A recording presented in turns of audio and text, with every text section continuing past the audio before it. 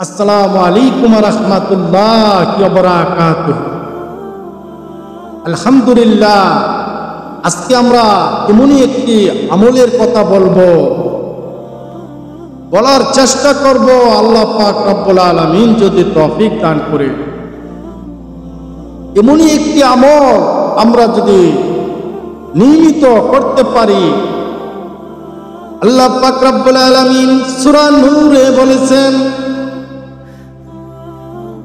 আমি আল্লাহ পাক রব্বুল আলামিন আমি নামাজ যারা পড়ে, নামাজ যারা কায়েম করে, তাদেরকে আমি ভালোবাসি না বলে, তাদেরকে আমি অনেক অনেক ভালোবাসি, তাদেরকে অনেক মহাব্বত করি। তাদেরকে মহাব্বত করে তাদের রিজিক বৃদ্ধি করে দেয়, রিজিকে বরকত দিয়ে দেয়। তারা শুধু নামাজ পড়বে, আমার গোলামি করবে, আমি রিজিক বৃদ্ধি করে দেই, তাদেরকে গুনাহ থেকে হেফাজত করি। আজকে এমন একটি আমলের কথা আমি আলোচনা করার চেষ্টা করব। আল্লাহ পাক রব্বুল আলামিন, মহান আল্লাহ পাক রব্বুল আলামিন ঘোষণা দিয়েছেন কুরআন কারীমে, সূরা নূরে আল্লাহ পাক বলেছেন, যারা আমার গোলামি করবেন, যারা আমার নামাজ কায়েম করবেন, যারা 5 ওয়াক্ত নামাজ পড়বেন, তাদেরকে আল্লাহ পাক রব্বুল আলামিন তাদের রিজিকে বরকত দিবেন, তাদের রিজিকের ফয়সালা করবেন আল্লাহ পাক রব্বুল আলামিন। আল্লাহর হাবিব সাল্লাল্লাহু আলাইহি ওয়াসাল্লাম মৃত্যুর সময় এই নামাজের কথা বলেছেন, আল্লাহও নামাজের কথা বলেছেন। এই নামাজ থেকে আমরা আমাদের রিজিকের ব্যবস্থা করে দেন।